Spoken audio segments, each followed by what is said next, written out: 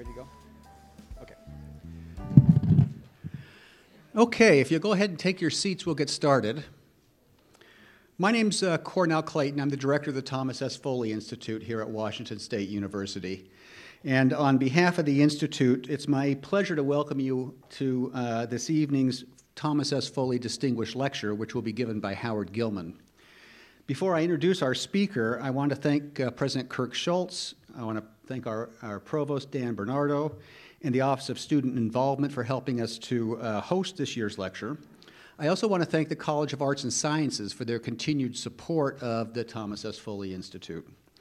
The Institute was established at WSU back in 1995 to honor the service of Thomas S. Foley, who served the citizens in the 5th Congressional District here in Washington for more than 30 years and was Speaker of the United States House of Representatives and the Ambassador to Japan. The institute that bears Mr. Foley's name continues his legacy of statesmanship, integrity, and commitment to public service through a variety of programs that educate the public on American democracy and encourage young people to pursue careers in public service. We do a lot of exciting things at the Foley Institute, and if you would like to know more about us, I encourage you to like us on Facebook or send us an email, and you will receive information about our future programs and events.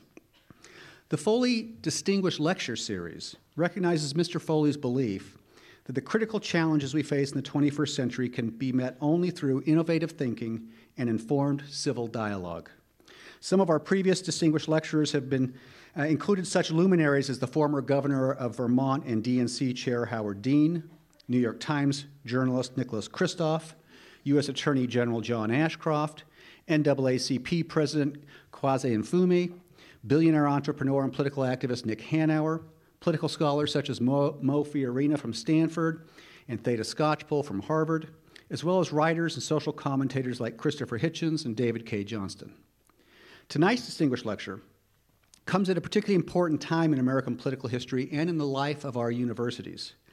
I think it can be said without hyperbole that Americans are as politically and culturally divided today as any time in the past 50 years, at least since the 1960s. Like then, millions of our fellow citizens are again taking to the streets today to exercise their First Amendment rights to protest and express their political opinions.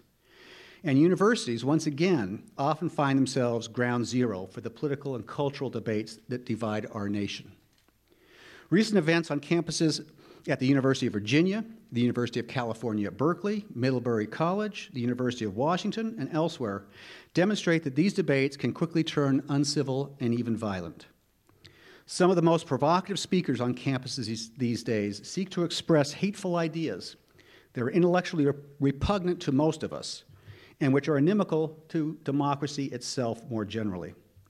They seek to stir animus towards others on the basis of their race, ethnicity, sexual preference, immigration status, religious views, or other characteristics.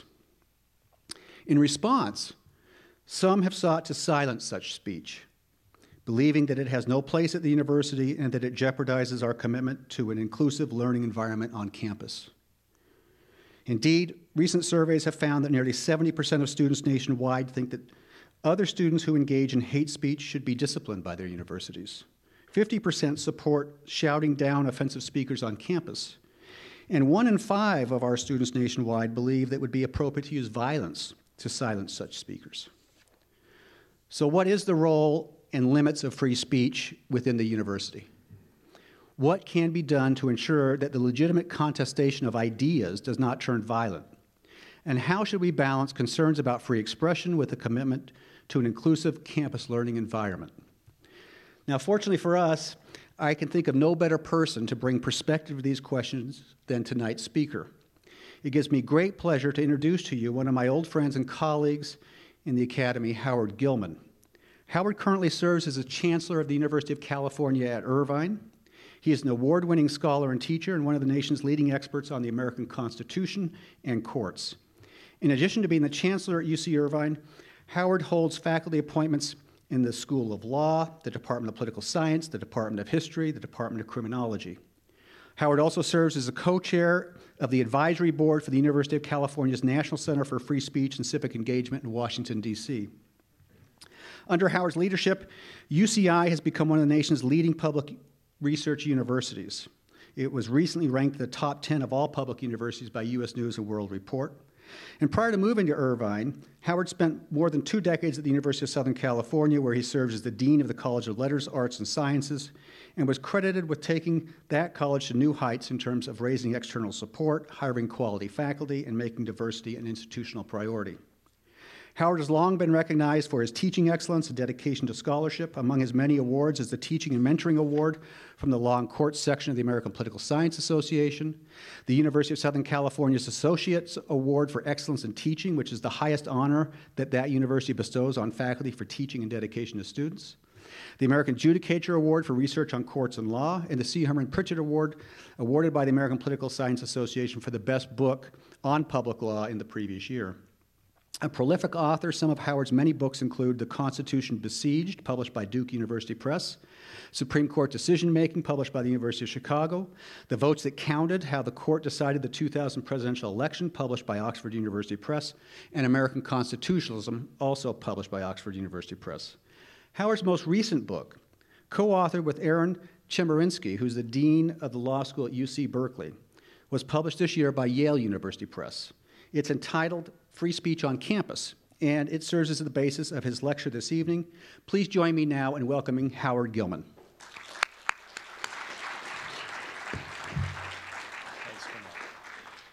Thanks, old buddy. And thanks to all the organizers putting this together, everyone at the Foley Institute. Thanks to all the wonderful leaders and faculty and students who had a chance to hang out with me last night and today.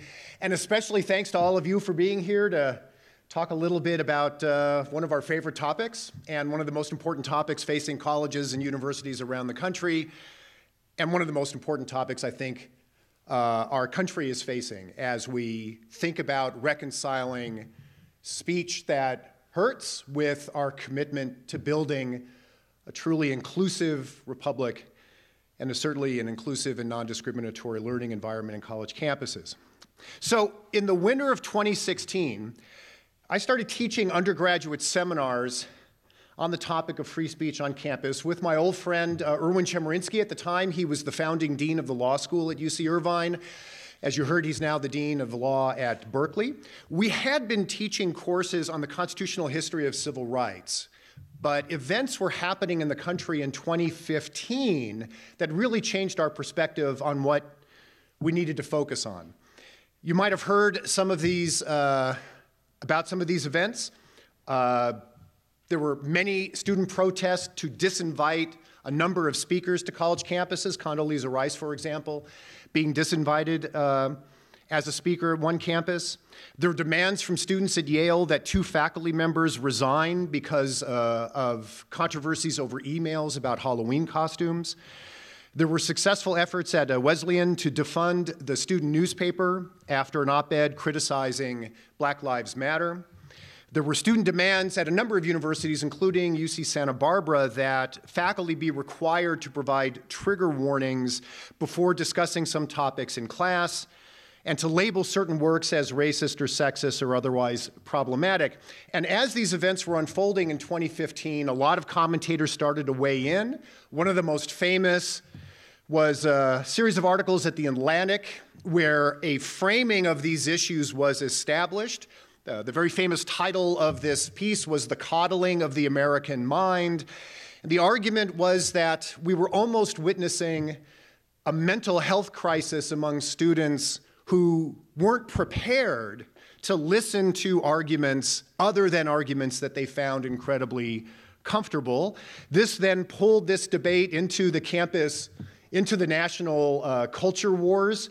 And you know the conversation's going to improve once an issue gets pulled into the country's culture wars, and suddenly students are referred to as snowflakes. Everyone is hurling insults. On our campus, the college Republicans, when some of our students were protesting Milo Yiannopoulos the first time he came to our campus, we were lucky enough to have him twice. When students were protesting Yiannopoulos, they walked up to the protesters with pacifiers. So that was productive contribution to the debate. And the issue became so much a part of the conversation of the country that even President Obama, around that time, when he was giving a number of commencement speeches, decided that he had to urge students not to silence speakers that they disagreed with, but instead to listen and challenge and engage. So all of this was happening, and Erwin and I thought it might be a good idea if we actually spent some time with actual students talking about these issues outside of any particular crisis. And I have to say, we had one of the best educational experiences of our lives. We had absolutely fantastic students, and it is a real privilege to be able to sit down with earnest students in a productive environment of exchange outside of a controversy and spend months and months talking carefully and listening to each other about these issues. It's a rare thing, and we were very lucky to have experienced it. And we learned a lot. So we learned that our students, and I think this generation of students, is bringing to these conversations an admirable and necessary fundamental concern for the psychological and emotional well-being of their peers. This is the first generation that has been raised on anti-bullying campaigns. Most of our students had high schools that would have tolerance weeks. There was tremendous emphasis as our students were growing up to be mindful of the fact that within our communities, there were people who were marginalized, who were victims of efforts to demean them and to try to overcome that. They could testify to the very real psychological harm associated with offensive and demeaning speech, especially as they and their friends experienced and combated bullying and trolling on social media. Every single one of them had a story about how either they or someone they cared about had experienced that dynamic. Our students were also at an institution that takes tremendous pride in the diversity of its community. And this means, among other things, that they were in a much better position than students of previous generations to hear directly from peers who could testify about the hateful and marginalizing, the impact that hateful or marginalizing speech had on their experiences and opportunities. In other words, our students were bringing good, important values to these debates. In some respects, it's a little bit similar on reflection to conversations that were started 7 or 8 or 9 years ago on college campuses by activists focusing on issues of sexual assault and sexual violence. You might remember Columbia University students with mattresses on their backs. And at that time, the case was being made that what you all at these colleges and universities think is okay about how we treat each other and how we respond when we complain, what you think is okay, we don't think is okay. And as a result of that, after a little circling of the wagons for a couple of years, many universities fundamentally rethought how they deal with issues of sexual assault and sexual violence. And while there may be room to improve still, it's a fundamentally different environment in many places than it was a few years ago. And in some respects, if we think about what is happening with the Me Too movement now, it is a bit of an extension of this same notion that, you know, what you all took for granted as okay, we don't think is okay any longer. And that's because people are trying to bring more deeply human values about how you should treat each other in a good, fair-minded society, and that's all for the best. So we learned to admire the values that the students were bringing to these debates, but we did learn one other thing, and that is that while they had a very natural intuition to defend the emotional well-being of their peers, they had no intuition to think about what might be the competing value of also protecting free expression, and no exposure to the history of free speech or to the main arguments for why free speech might deserve protection. They understood that they should accommodate differences of opinion, but many of them were willing to give campus officials extensive powers to censor or punish people for expressing views that some considered offensive or worse. So we experienced firsthand what many national surveys have revealed, and Cornell referred to this a bit in the introduction. Many students, perhaps up to a third on average around the country, support censorship or punishment for offensive speech, and a much higher percentage supports bans on so-called hate speech. They view correctly that the promotion of diversity and inclusion is at least as important a value as understanding the importance of the exchange of ideas. And it is true that campuses must value both. The question then is how to reconcile these values when they appear to be in tension. So the benefit of being able to stick with students for a couple of months is that you can take them through material that they were unfamiliar with. So the history of free speech, here's the constitutional case law on free speech. Here's the role that free speech protections play to extend a cloak of protection to the civil rights movement, to other advocates over the years. If you think you want to empower officials to have this power, what are the implications if this other issue arises? The normal thing you do in a class, you systematically work through new material. And what we found was that by the end of the class, as should happen, their views evolved, their arguments improved. Not everyone changed their mind on every issue, and it wasn't our goal to change everyone's mind on every issue. But the quality of the conversation was much more satisfying, and it was certainly better than what we saw in the broader public conversation about these issues. So we thought that was an accomplishment, and we figured, okay, well, one way to solve this problem around the country is for Erwin and I to start teaching tens and tens of millions of people in seminars over a period of months and months. That didn't seem like a scalable solution. So instead, we took what we learned and we wrote this book on free speech on campus. And now we have the privilege of overseeing the University of California's new National Center on Free Speech. Since the book was published and really finished 2 years ago, the national debate has continued with some new twists that we didn't quite see when we finished the book. Universities are being targeted by extremists and trollers who seek to push boundaries in the hope that they will be silenced and then can claim victim status. The language of free speech is being weaponized against vulnerable populations as part of the culture wars. Many people who seek access to campuses have no real interest in the actual exchange of ideas, but rather they're looking to create drama and conflict. And many on the other side are eager to play that game as well. We've seen terrible riots at Berkeley. We've seen the terrible tragedy unfold in Charlottesville with tiki torch-carrying white supremacists marching in the middle of the University of Virginia. We've seen Richard Spencer taking his hate-filled case to other public universities.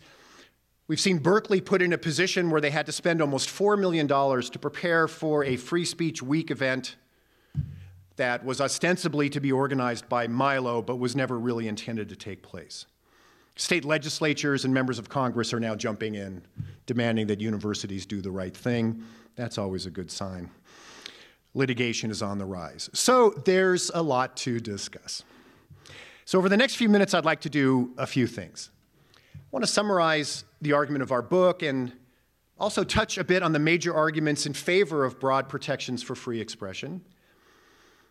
I also want to distinguish those arguments about free speech from arguments about academic freedom within university environments because they're related, but they have a very different dynamic. And just for clarity, as we're thinking about different circumstances, I think it's useful for us to have a vocabulary that free speech is different than academic freedom, and I just want to touch on that a bit. I want to provide some examples of what campuses can and cannot do, in our opinion, when it comes to regulating speech.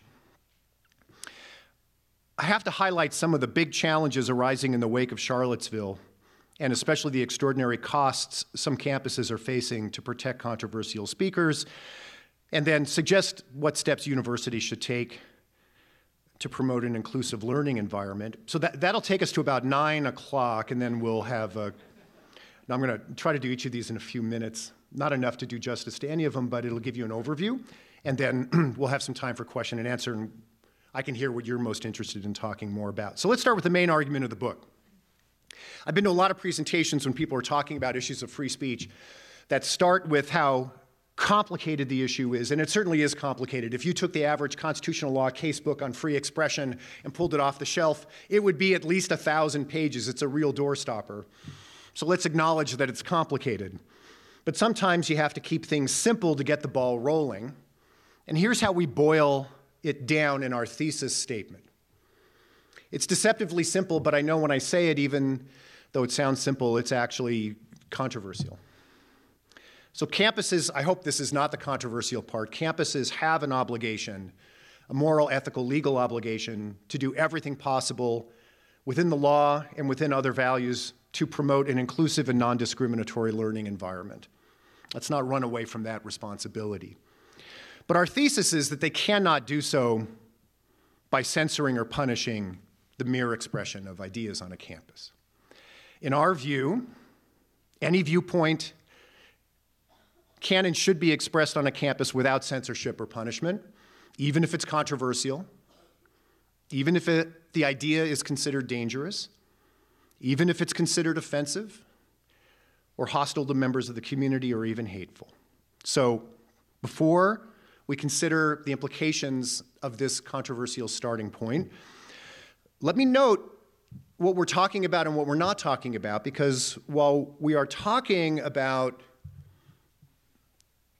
the desirability of defending and protecting the expression of opinion, we want to make clear there's a lot of things that you can do with speech that have nothing to do with expressing viewpoints. For example, faculty members can use speech to engage in research misconduct, or can violate professional responsibilities within classroom settings. Using speech to engage in research misconduct or engaging in a lack of professionalism in the classroom are not protected activities. More generally, people can use words to engage in criminal conspiracies. That's not protected speech. You can use words to engage in fraud or deceptive advertising. You can use words to incite people to violence or lawlessness.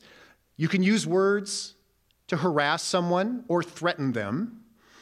All of these are recognized exceptions to free speech protections.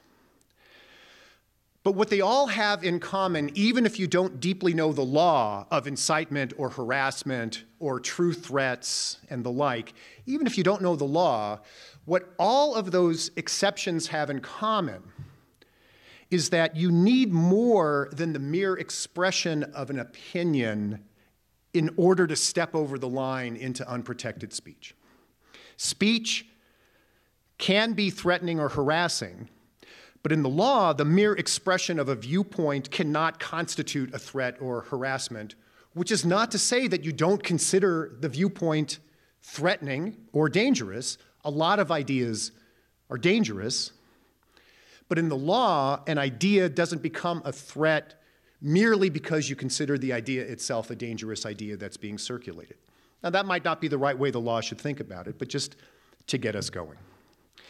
In other words, we oppose viewpoint discrimination when it comes to campus decisions about speakers who are otherwise following the rules, about getting permission to speak. And we also will come to the defense of faculty who express controversial views, but who otherwise are meeting their professional responsibilities. Okay, so this raises the question,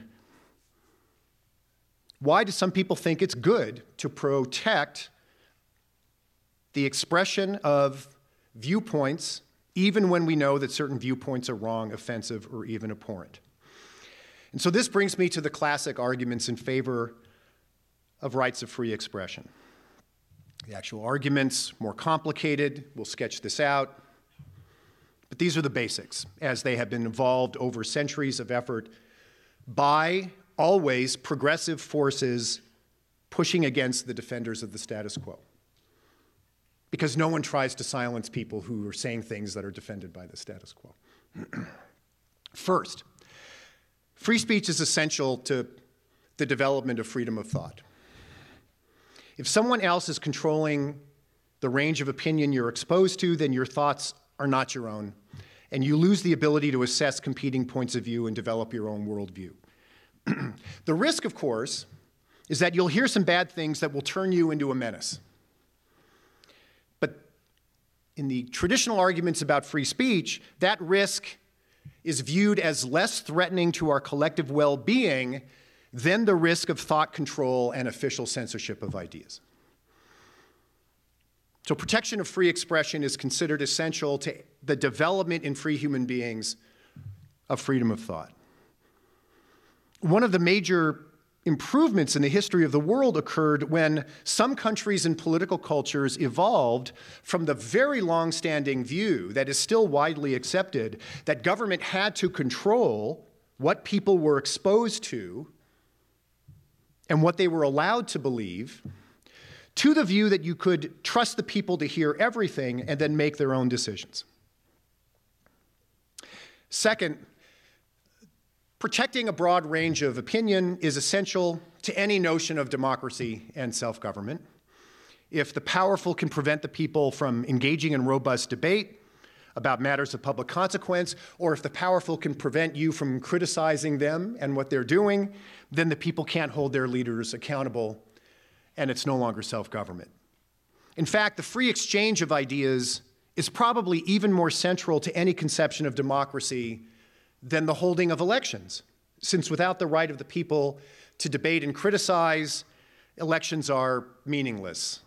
Remember, lots of authoritarians hold elections. Third, free speech is essential to the development of new knowledge. There's not a thing today we all believe to be true about social relations, about human rights, about the origins of life, about the workings of the universe. There's not a thing today that we know to be true that was not once considered a heretical challenge to a sacred dogma of the powerful. Just ask, Galileo. Importantly, I also think that there's not a point in the history of the world, as you're reflecting back over the centuries, where we would have been better off if at that moment we allowed the powerful to stop people from saying things considered harmful, dangerous, or immoral. Because many of the things that they would have stopped to be said are now our common wisdom. Finally, and maybe most importantly, we have freedom of thought, we have democratic self-government, we have the generation of new knowledge, and then what may be, I think, the most important defense of free speech, which is that the alternative to broad protections for the expression of ideas, the alternative to this being government control and regulation of the circulation of ideas, that alternative has proven itself disastrous everywhere it has been tried. Disastrous to freedom, to democracy, and especially disastrous to the protection of vulnerable members of society who, by definition, are most likely to be silenced in any censorship regime, since I said no one silences views that support the status quo of the views of the powerful. Ideas can be harmful, there's no question, but empowering officials to censor ideas is, among free speech advocates, and this can be a point of conversation, empowering officials to censor ideas is even more harmful. It doesn't always seem that way because we tend to think of the case for censorship in a current controversy as a one-off, that all we're asking is for things to be as they are, but for that person or group to be silenced for the benefit of society, as if they can be silenced while everything else stays the same. But the opposite of free speech isn't our current situation minus one set of speakers. It's empowering mayors, sheriffs, prosecutors, attorneys general, governors, presidents, university leaders to punish people merely because of their views. And in our judgment, history has taught that you can't give officials the power to silence one person without establishing a precedent for the silencing of others. It's one of the great ironies of how these debates sometimes unfold on campus that many of the advocates of official censorship have, in other circumstances, very healthy skepticism of whether you can trust existing authorities, and great political sophistication about what happens when you give officials power over the lives and thoughts of other people. And free speech advocates recommend that same level of healthy skepticism when you're debating whether to give those same officials the power of the censor. Imagine, if you will, the power holder in this country that you like the least, and then consider how would that person use the power to prosecute people merely because of their viewpoints. Now, of course, the most controversial application of this argument has to do with hate speech. We dedicated an entire chapter, the book, to the topic because the arguments for limiting hate speech are strong. We review the important work of critical race theorists and others who have outlined the very real harm. We review the serious arguments about the effect it has to marginalize communities and make them not full members of society. We note that many liberal democracies, Canada, much of Western Europe, criminalize hate speech, and no one thinks that they're fundamentally totalitarian just for that purpose. But we also point out that the law in the United States is different. That doesn't tell us what the law should be, but it does clarify that hate speech is not an unprotected category of speech in American law. I'm not saying what the law should be. There is no hate speech exception in the way there's an exception for threats and incitement and harassment and the like. And that means it's not legal for public universities to enforce hate speech codes. For those who demand hate speech codes, we remind everyone that we have been down this road before.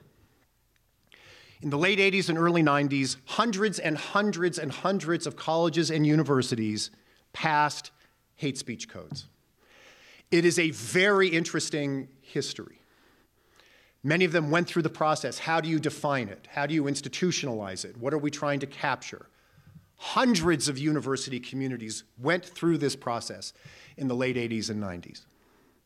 Every single one of those hate speech codes, every single one of them that was challenged in federal court was struck down as unconstitutional, citing problems with how hate speech was defined and with arbitrary and capricious enforcement. So before debating hate speech codes, we should know the law and we should know this history of litigation. And we should also know how these codes are actually enforced once they're passed. For example, at the University of Michigan, not one white nationalist was prosecuted under their code designed explicitly to protect against anti-black racism, but a number of black anti-racism activists were prosecuted after complaints that their anti-whiteness advocacy was a form of hate speech. After Great Britain passed its hate speech laws, one of the first groups prosecuted were Jews advocating on behalf of Israel because right around that time, the United Nations had just declared that Zionism was a form of racism. One of the most prosecuted people in Europe these days is the famous actress Brigitte Bardot, whose animal rights advocacy is considered a form of hate speech against certain religious groups that engage in animal sacrifice and other regulated activities of killing animals. So I mention these points not to resolve the issues. They deserve more thoughtful consideration, but rather to recommend that it's very important for us to deepen debates about these issues, to be more fully informed by the law, by the difficulties of finding a workable definition, and by the real-life experiences with their enforcement. When you define and defend free speech values, a lot of people will say the reason why you have to defend free speech is that if everyone's allowed to say what they want, good things will happen. There's a marketplace of ideas. Bad speech, if it competes in the marketplace, will always be trumped by, will always be slain by better speech. That the more speech rebuttal solution mitigates all of the harms of harmful speech. And so let me disassociate myself from that view. I don't think that it's wise for advocates for the protection of free speech to minimize the harm that harmful speech can cause and the fact that certain ideas are genuinely dangerous. There is no guarantee that if you create a free speech regime, everything's going to work out. Rather, the argument, I think, is best thought about as a version of Winston Churchill's argument in defense of democracy. Do you know Winston Churchill's argument in defense of democracy? Where he said that democracy was the worst form of government except for all the other forms of government. No one promises in defending democratic self-government that, for example, the reason why you defend democratic self-government is that the electorate always elects the right person. or that they have a kind of common wisdom that will always rise and represent itself in positive ways. Democracy has its flaws. The argument is that authoritarian, totalitarian regimes are more harmful to the people in general, and that you need democratic institutions as a check against the potential instantiation of tyranny. So we believe the history of free speech validates these arguments. Just in the United States, before there were development of strong free speech norms, really not until the late 20th century, the ability of government to punish people for saying things that they thought were dangerous or harmful to society led, in the 1790s, the Adams administration to throw in jail Jeffersonian critics under the Alien and Sedition Acts. It led to the silencing and imprisonment of anti-slavery advocates because it was criminally illegal for people to advocate against slavery and to use, for example, the mail to put anti-slavery pamphlets into the South. It was used to punish birth control advocates. It was used to censor extraordinary works of literature. It was used to fire professors who sought to teach about Darwin or to research the advantages of labor rights. It was used to jail individuals, including presidential candidates who protested America's entry into World War I. It was used to destroy the lives of socialists and communists and others to be considered to be their sympathizers in the 30s, 40s, and 50s. And of course, it was used to suppress the civil rights movement until federal courts rethought what the boundaries of free speech detection could be and came to the partial defense of the movement. In our current environment, where certain groups are using free speech as a cudgel against vulnerable populations, who at this point are bearing the brunt of the cost of some of these debates, it's possible to forget that progress in society, in knowledge creation, in personal liberation, has come about across history not by the silencing of some groups, but by protecting the ability of previously silenced people to make their case and take a stand. Now, I understand this is an empirical historical claim, and you might have a different reading of the history, and if so, we can discuss it and debate it, but let's agree that the debate will be better if more people were aware of the history and we were engaging the historical record. Okay, so I've mentioned the general arguments in favor of protecting free expression in society, and now I want to turn to the university environment, because we think the arguments for protecting the expression of ideas are even stronger in the setting of higher ed. Why do you create universities and colleges? We certainly research universities. They're created primarily to provide the conditions of hard thought and difficult debate so that new knowledge can be generated and individuals be allowed to develop the capacity for independent judgment. That is the point. You know, not on football day, I understand it doesn't always seem to point every minute, but there's no other reason to bring collections of faculty with these facilities and encourage them to think about the most important questions facing their disciplines in their world, and then to invite students to interact with that faculty if you don't think that the main job of a university is knowledge creation. There was a great 1960s president of the University of California by the name of Clark Kerr, and the way he put it is that universities do not exist to make ideas safe for students. They exist to make students safe for ideas. We are, I think, in the idea assessment business. The mission is to prepare people to engage ideas and, when necessary, to expose and rebut bad or wrong-headed or evil ideas. Now, that suggests that there should be great tolerance of idea expression on campuses, and then you would put that claim against claims that, but we also have an obligation to create inclusive and non-discriminatory learning environments, and I think that's correct. But before we move on to that, I do want to point out that there is one realm of free speech on the public square where speakers come in that has a certain dynamic. But when we think about the expression, about free expression at university settings, we also have to realize that there is a professional realm of idea exchange as well as a larger public realm of free speech, and that professional realm of idea exchange is what we call academic freedom.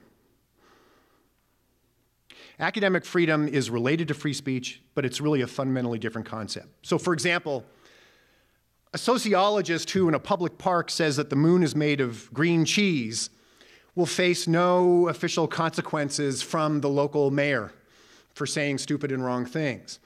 But a faculty member in an astronomy department who expresses the same opinion and offers those opinions for review by their peers and suggests on the basis of that opinion they should be tenured or promoted, faces the possibility that those peers may conclude that she should be denied tenure or promotion because her views don't demonstrate mastery of the required disciplinary knowledge. Which is to say, it actually turns out in the realm of the professional space of academic freedom, it is among the most heavily regulated, content, non-neutral places that exist in the world. All you're doing when you're assessing faculty scholarship and research, or when you're grading student papers, is making decisions about whether you like the content and then rewarding or sanctioning people based on that. It's a very different thing than free speech in general. Similarly, while a person on their private Facebook page might face no official consequence if they express a view that members of a certain political party are enemies of the country, a faculty member would face consequences if he announced in class that members of a certain political party were not welcome in his classroom. In short, the rights of expression within academic freedom are inextricably linked always to the responsibility of the faculty to conform to prevailing norms of professional competence and ethical behavior. And this has been true ever since the idea of academic freedom was created by the the Association of American University Professors in the early 20th century. In other words, the free speech rights of faculty on their private Twitter feeds are different than their rights in the classroom. You can say things on your Twitter feed that you can't say in the classroom. Students can say things on their private Twitter feeds that they shouldn't be allowed to say in the classroom. Free speech, academic freedom, professional realm, free speech realm, different realms with different rules. We think this means that as long as faculty in professional settings are conducting themselves in a manner consistent with professional competence and ethics, they should be protected against any effort to punish them for their views. Now, once we have a basic understanding of the principles of free speech and academic freedom, we can begin to sketch out what campuses can and can't do with respect to speech. And I want to go through this in the book. In one of our chapters, we have an entire chapter which is a set of paired cans and can'ts. You can't do this, but you can do this. You can do this, but you can't do that. I'm just going to mention a couple of them, and if there's any of these that are of interest that we elaborate, we can do so when we have a broader conversation. So for example, in our view, a campus can't censor or punish speech merely because a person or group considers it offensive, but a campus can censor or punish speech that meets the legal criteria for harassment, true threats, and other speech acts unprotected by the First Amendment.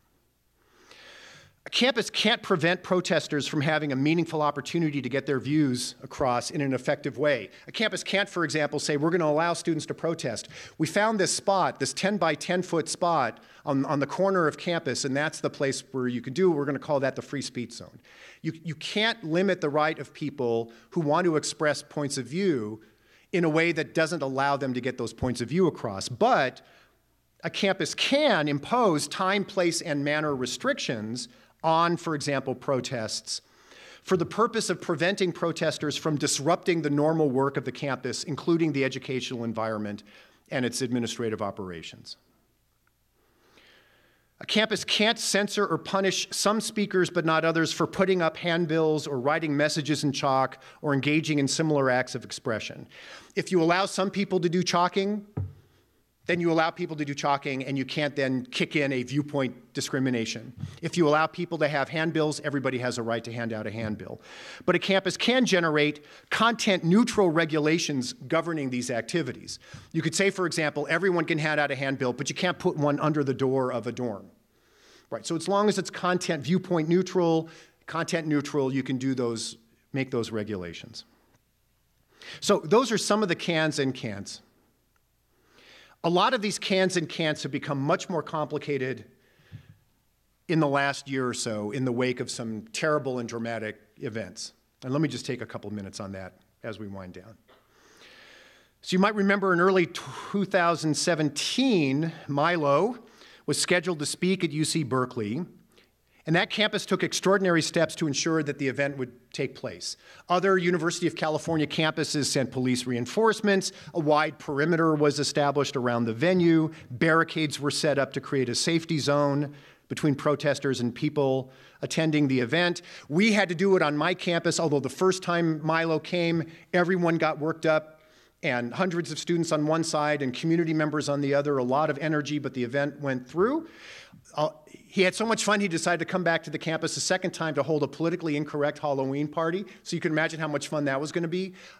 By then, the students were tired of his shtick, and actually no one protested, and he's decided not to come back as of yet to the campus. And so, but anyway, Berkeley took all the steps and more that I took, and we had a successful event. But then Berkeley faced something that no other campus had ever experienced. 150 black-clad rioters associated with the anarchist group Black Bloc, many of them wearing masks, helmets, body armor, armed with poles, sticks, and commercial-grade fireworks. They ignited fires, they hurled Molotov cocktails, they destroyed barricades, they smashed windows, they attacked individuals. An ordinary student protest became an unmanageable riot that overwhelmed campus police and forced cancellation of the event. The transformation of heated controversies into violent events continued in March 2017, as you know very well, when a person was shot after Milo spoke at UW, despite the fact the campus spent about $100,000 on extra security. And then matters just became so terribly tragic, deadly, in late August 2017, when white nationalist Richard Spencer was scheduled to speak at a Unite the Right rally in Charlottesville, Virginia. The night before the rally, several hundred torch-bearing white nationalists marched onto the main quadrangle of the University of Virginia grounds, shouting, among many other things, "You will not replace us," and "You will not replace us." Some student counter-protesters engaged the group, marchers threw their torches toward the students, and a brawl ensued. And then, of course, the next day was terribly tragic. In the midst of self-styled militia members dressing in full camouflage and outfitted with semi-automatic rifles and pistols, groups converged, sticks swinging, punching, spraying chemicals, and not long after, police ordered the groups to disperse. A member of a white nationalist group drove a car into a crowd, killing Heather Heyer. After that, Richard Spencer was on the road. He was able to speak at the University of Florida, but only after the campus made extensive security efforts and the governor declared a state of emergency. Spencer also spoke at Auburn and Michigan State after federal judges prevented each university from denying him access, because the law in the country is that public universities cannot engage in viewpoint discrimination. At MSU, 100 officers in riot gear broke up fights and made arrests. And in the summer of 2017, conservative student groups announced that at Berkeley they would stage a free speech week to include Ben Shapiro, Milo, Steve Bannon, and Coulter. Got people riled up. Shapiro came and successfully gave an address in a large campus auditorium. It went fine. But Yiannopoulos appeared on campus for 15 minutes. The rest of Free Speech Week was canceled at the last minute by student organizers, and Berkeley spent $3.9 million to protect itself and defend itself against that fiasco. So how should campuses handle the challenge of exorbitant costs and risks to safety? One principle that is a part of our law is the following. Public entities, local municipalities, cities, universities, can't deny people the right to express themselves or the right to protest on the grounds that it will cost them money to allow them to do it. And that's probably the right thing. In the wake of Charlottesville, there was this counter-demonstration in Boston where tens and tens of thousands of protesters, anti-fascist protesters, pro-diversity protesters rallied in Boston. It wouldn't have been possible or right for Boston to say, well, we'll let you all congregate and do that, but you have to write us a check first because we have to hire a lot of extra police. Public entities have to socialize the cost of allowing a free people to express themselves. And it's a violation of free speech norms to charge some groups more for the right to speak than others, merely because some views are more controversial and they might invite more counter-demonstrators. So one thing that I'm sure is not legal, but a lot of campuses are considering, is when the college Democrats want to invite someone and no one cares, they're not charged anything. And when the college Republicans want to invite someone and everyone's all upset, you say to the college Republicans, well, you can do it, but it's going to cost you $20,000. That's not legal. That's not legal. And in the long run, that's not right, and that's not what's best. And I think that most campuses have to take inspiration from what Berkeley did, despite the extraordinary scope, what they did in 2017, and just do all they can to ensure that free expression is protected. Then again, campuses have a legal and ethical duty to protect the safety of students, faculty, and staff. I don't think you can protect the safety of students, faculty, and staff by simply declaring that certain ideas can't be expressed, but I understand that's a controversial opinion. But while campuses have to accommodate the battle of ideas, they don't have to become actual battlegrounds. You can't confuse the requirement to protect the expression of all ideas with the need to stand helpless when mobs gather to initiate and provoke violence. People do not enter campuses in large groups equipped with bats, helmets, shields, masks, pepper spray, and body armor to listen to a lecture. There's no constitutional right to bring weapons onto a campus. There's no right to conspire with others to pretend like you're holding an event for purposes of exchanging ideas, but actually organizing violent confrontations. So there's more to say. I've tried to be very specific about what campuses can and can't do about protecting free speech, academic freedom. Some people feel strongly that the need to advance inclusive learning environments also requires limiting the expression of ideas. We disagree. But I don't want our strong free speech view to distract attention away from the range of activities that campuses should and must take to address that other essential piece of their mission. And let me just mention a few by way of ending. That while we believe in the mere protection of the expression of ideas, nevertheless, campuses can protect the rights of all students to engage in meaningful protest and get their messages out, punish speech that constitutes true threats or that meets the definition of harassment, prevent disruption of university activities, ensure that dormitories are safe spaces of repose, prevent discrimination by official campus organizations, allow faculty to use trigger warnings when they, in their independent judgment, deem it appropriate in light of their best pedagogical sense, sensitize the campus community to the harms caused by microaggressions and the effects of implicit bias, ensure that learning environments are safe for the civil expression of ideas, require institution-wide training on the obligation to create an inclusive workspace and an inclusive educational environment, establish clear reporting requirements so that incidents of discriminatory practices can be quickly investigated and addressed, establish clear and effective grievance procedures for those who believe the institution is not taking seriously enough its legal obligations to create non-discriminatory workplace and learning environments, prohibit retaliation against any person who complains about discriminatory workplace and learning environments, promulgate clear and powerful principles of community, using their own voice, expressing our own values about how fundamental an inclusive environment is for the mission of a university, and condemning hateful or stigmatizing speech, encourage faculty and students to learn and research about the harms associated with intolerance and structural discrimination, including through the creation of appropriate academic departments, the establishment of educational requirements on diversity and structural inequality, the publication of research, the sponsoring of academic symposia on these topics, organize co-curricular activities that celebrate cultural diversity and provide victims of hateful and bullying acts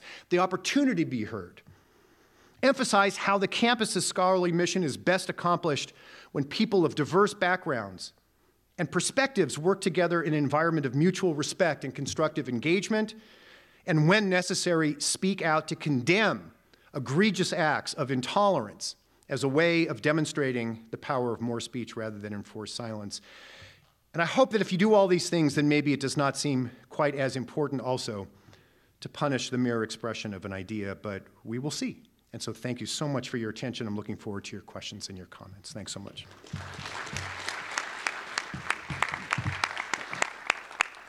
All right, thanks so much. We have about 15 or 20 minutes for Q&A. I know there was some mix-up about time for some of you. If you have to leave, you can go ahead and leave now. But we have a microphone on either side here, so I'll just ask folks to come down to the microphone, and we'll kind of alternate back and forth. And as you do that, maybe I will start us off with a question. You discussed this a little bit, but I want to push you on it a bit more. There are some legal scholars like Stanley Fish and Bob Post who take issue with the idea that you should apply the rubric of First Amendment free speech jurisprudence to universities because it was developed in the context of political democracy and the idea that everybody's ideas count equally and should be expressed equally. But that's not the case for universities. Universities are not democracies, they're meritocracies. And we censor ideas every day, and we preference some ideas over others. So the idea of applying these rubrics, especially the rubric of neutrality, viewpoint neutrality, is problematic, and we shouldn't do it. So I want you to try to address that. It's a great question. So up until around 1960, this broad free speech notion that we're talking about, that we're struggling with on campuses, people didn't struggle with it so much because it wasn't what people thought.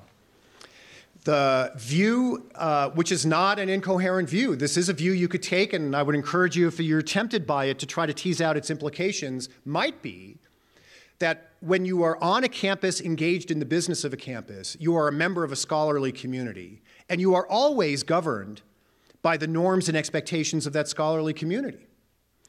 And you could say that campus facilities, for example, should only be used for purposes of academic and scholarly exchange. You could say that there should be an assessment before anyone be allowed to speak, that person is a qualified speaker.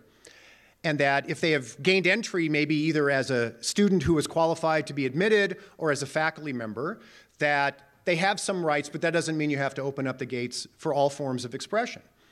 But it also means that if you're a student and what you want to do is use the space of the campus for things other than the scholarly work that you would do in classrooms as part of research or the exchange of ideas, that you have to go off campus to do that because that's not the point of the campus. So that's a very coherent view.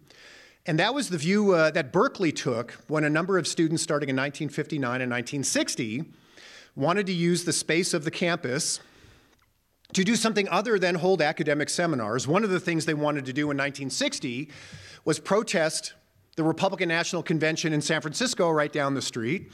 They wanted to use Sproul Plaza to set up some tables, and they wanted to see if they could get students to come with them and go protest the Republican National Convention. And the university said, well, that's not the purpose of the university. You know, you can organize a scholarly conversation about where the Republican Party is going, but we're not here to organize protesters. If you want to organize protesters, you have to go right off of campus property onto the street, and then you could do it out there. They also wanted to begin organizing freedom riders and others who would go down south as part of the civil rights movement, and the campus said, we're not using campus property so that you can engage in that kind of political activity. You can do a scholarly panel on civil rights, but if you want to organize civil rights protesters, you have to go off campus. And it turns out the students didn't think that that was the right way for the university to think, and thus was born the Berkeley free speech movement. The whole point of the free speech movement was to say the broader protections of free speech in general society should also be applied to the public spaces of the university. And you shouldn't limit the public spaces of the university only to academic activity. And they battled and battled and battled for years and years and years, and they didn't always win. But in the end, they established the proposition that students should be able to use the campus for things other than academic activity. And then one consequence of that was, for example, the anti-war movement on the college campuses in the 1960s. Which if you stuck with the 1958 view of the things that students are allowed to do on campuses, wouldn't have been allowed. Civil rights movement and so on. So it is imaginable that the way to solve this problem is to go back to the 1958 view, but that also means that if your sense of your own work on this campus is to also engage in political advocacy and exchange, you have to be willing for the campus to say, well, you can do that as long as you don't do it on the campus. It's not an incoherent position. I think it presents challenges for how you would organize a set of restrictions on free speech that limit speech only to designated authorized academic activities. So not a crazy idea, but it seems like it'd just be easier for us to work on what we're working on right now than to work on that. But it is a legitimate position that you could take.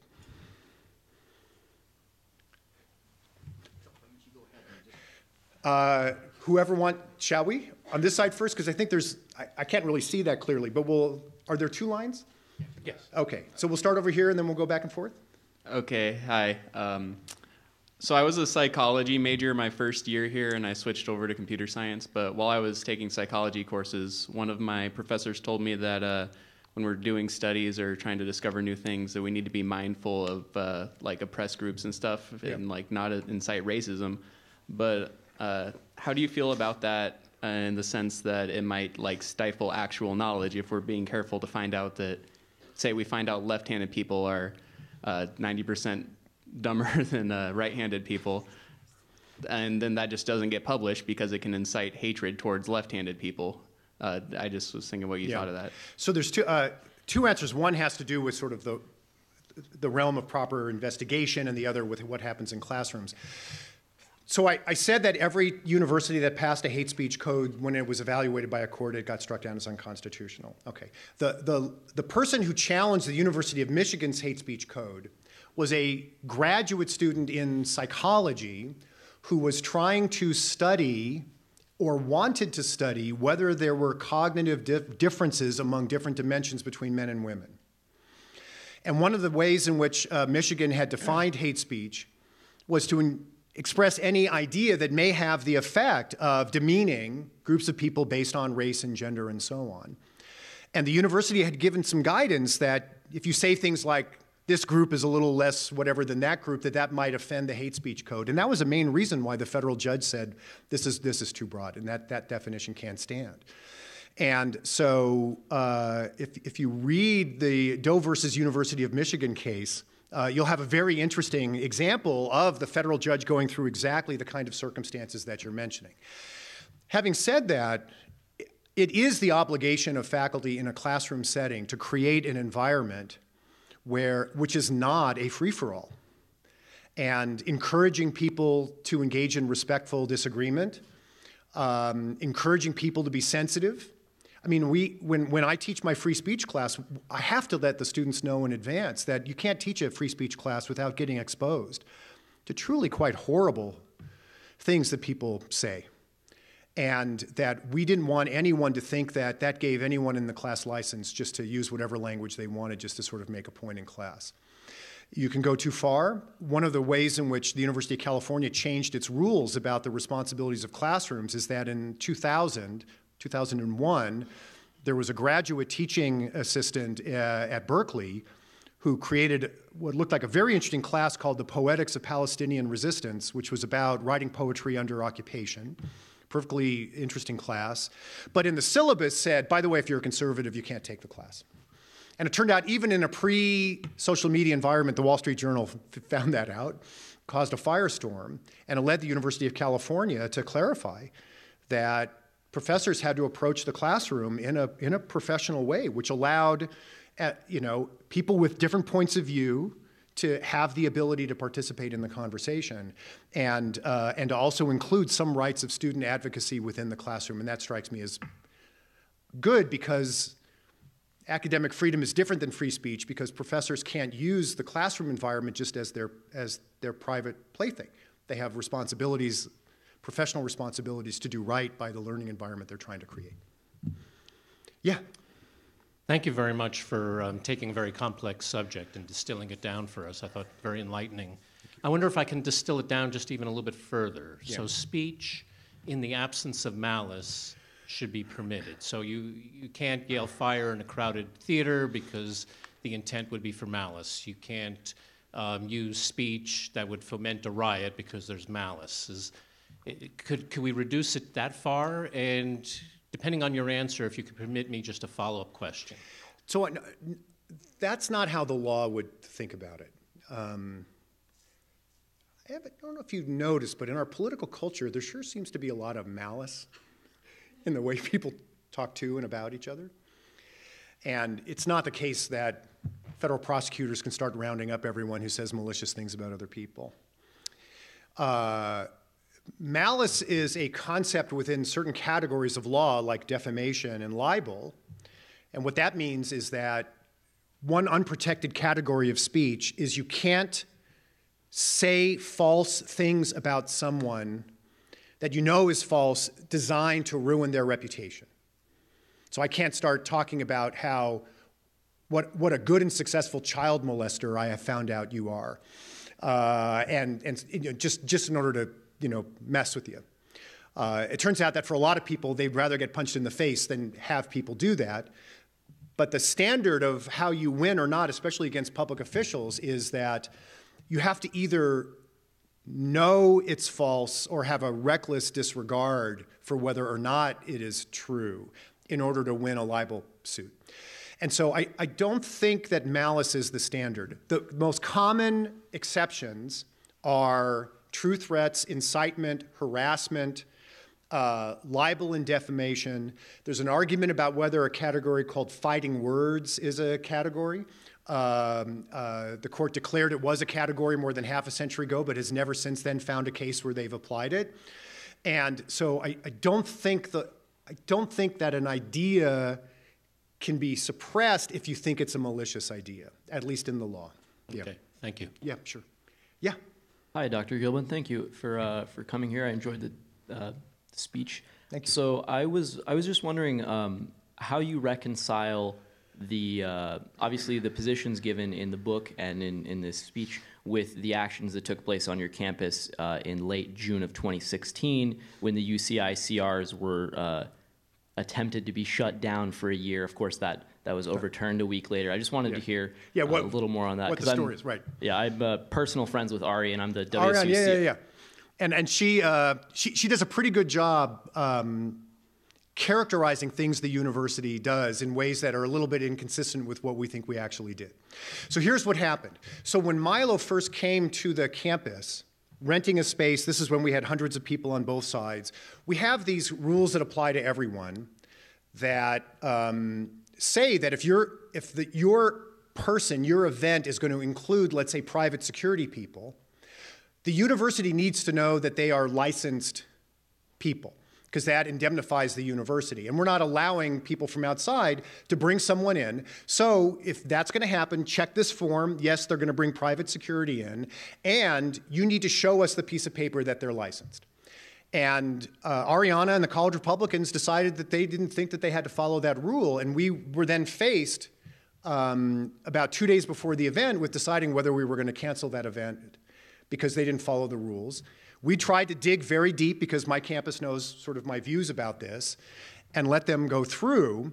But then the person in charge of booking the student conference center, the conscientious person whose job is to book, has the authority, if someone violates the rules, to say, we're not going to let you use the conference center space if you broke the rules for a certain amount of time. And so she made a unilateral decision without consulting with the campus to say to the College Republicans, I told you that was the rule. You didn't break the rule, so I'm not going to let you use the conference space for a while. They didn't ban the College Republicans. The conference space on the campus is 1/10 of all the spaces that anyone could use. There were still plenty of opportunities for the College Republicans to do it.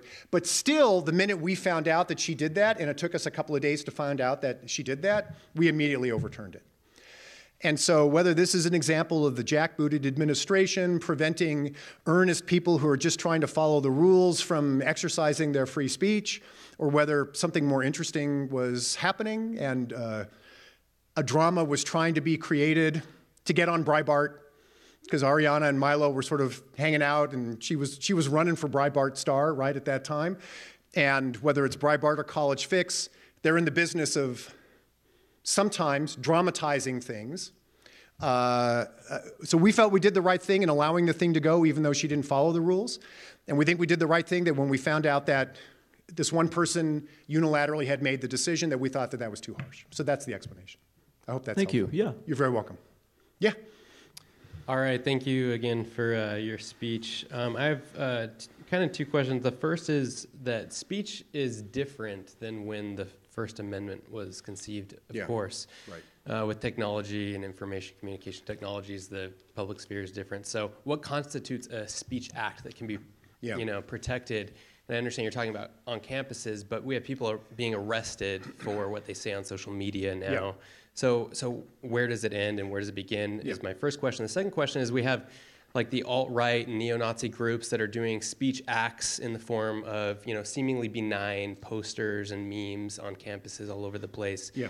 So where does, free speech come in, and what about the silence of campuses in response to those? Yeah. Like I'm obviously referring to it's okay to be white, benign, it needs to be okay, right? They can put it up, but when are campuses responsible to respond to that? So what's interesting about a constitution that has lasted as long as we have is that there's a lot of language in the original Constitution that suddenly now has to apply to a whole bunch of stuff that didn't exist back then, right? So we have a Commerce Clause in the original Constitution.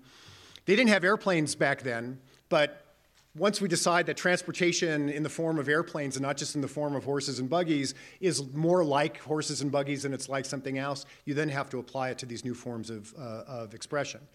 And the same thing with the idea of what constitutes expressive activity that's deserving of protection. We had to make a big decision in the country about whether the television airwaves were sort of free speech zones or not, or could be regulated by the FCC. The internet is interesting in a number of ways. One is that, as we're learning with Facebook and the like, that's actually owned by a private company, right? And so that company can regulate as it wants because the First Amendment doesn't apply to Mark Zuckerberg's activities within Facebook, right? It applies to public officials and universities, public institutions.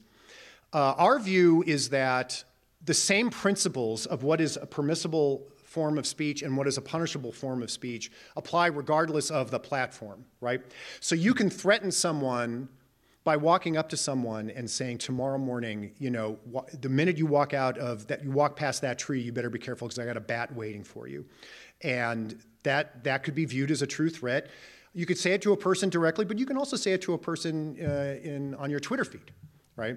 And so a threat can be a threat in a number of forms, and the form it takes, social media or not, doesn't really matter in our point of view. But it's also the case that if you have a right to say something in a city square, even if it's controversial, you have the right to say it on social media, even if it's controversial. With respect to how you deal with circumstances where groups that many people consider to have dangerous ideas are expressing themselves either subtly or not on campuses, it depends on the rules, right? So you could have a place like a bulletin board that is limited to postings of official student groups. That's a perfectly constitutional thing for you to do. But once you create what's known as a limited public forum, that any student group can post whatever they want on that board, then you can't engage in viewpoint discrimination if you don't like what one student group posts on that board, right? So you can limit what people can do. And if an outside group comes in and decides to post whatever they want everywhere across the campus, and there's no general policy that anyone in the world can post anything they want on the campus, then there's no problem with the campus taking it down.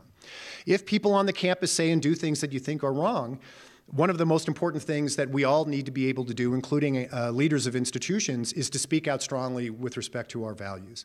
And my understanding is that there was a little bit of energy on the campus when it came to a symbolic wall that was built on the campus. You'll be glad to know that we have a symbolic wall on our campus as well every once in a while. And a lot of people organized around that wall. And my understanding from some people I spoke with over the last day and a half is that many people came together. A lot of people didn't like the wall was there, but some people wanted to make a point. And in fact, a lot of the country thinks the idea of a wall is a good idea. And the notion that a absolutely conventional issue of controversy that everyone in the country is talking about can't be talked about on a college campus. It's hard to imagine that if you could stop that, what else you wouldn't be able to censor on a campus if you had a mind to do it. But when people don't like the views that are expressed, they should expose it and reveal it and rebut it. and hopefully in the act of doing that. I think that the tens of thousands of people that went to Boston in the wake of Charlottesville was a very, very powerful statement.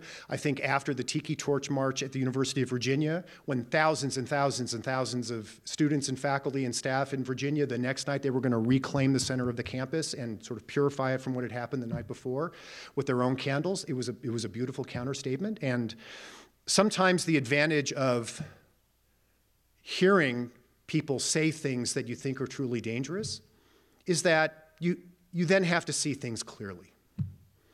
And you have a chance to respond. You know, there were a lot of people before that Tiki Torch March, which was triggered initially by an argument about whether Confederate statues should be taken down or not. A lot of people in the country that said, you know, the people that don't like taking down the statue, they're just well-intentioned people who believe in their heritage. They're proud of their heritage. You can't watch that Tiki Torch March and think, oh yeah, that's just a lot of people who are proud of their heritage. And I think a big problem the country has had for a long time is that a lot of people have been telling complacent liberals in particular, you think we've solved the race problem, but it is still as violent and deadly and ominous as it's ever been. And you could say, oh, you know, there's no overt racism any longer. And you could say, but what about this? Well, but we elected an African-American president. And it turns out that if you don't allow the truly terrible things to get expressed, then you don't know the nature of the problem that you have to face. And I think that if there's one advantage to everything that happened last year, it's that no one in this country can be complacent about the challenge, for example, of white nationalism, not just, by the way, in this country, but throughout Europe, as a phenomenon that needs to be understood and addressed. And maybe that's another little bit of an example of why the free expression of ideas sometimes can be a useful thing, even if it's hard to watch. Yeah. So I'm going to apologize for those of you who are in line still. I think our time is up, but I am going to convince Howard to stick around for a little while outside. He actually has a book if you'd like to. We have a few you can purchase if you want to purchase a book, and he can sign it for you. But you can also talk to him after. Otherwise, I want to thank all of you for coming out today. I want to thank Howard Gillman for taking time out of his very busy calendar to be with us here at WSU. This is actually the second time I've enticed Howard to come up to WSU, and it's really a treat to hear him talk. And I just want to also note that we give out a gift to our distinguished lecturers every year. This is a crystal decanter, but we also have crystal glasses, and the wine I don't have with me, but we have wine that goes with it, too. So. Well, you drive me to drink, so That's right. This is perfect. Thank you. Join me now in thanking Howard Gillman. Thanks, everybody. Thanks so much. And we'll talk. Thanks a lot.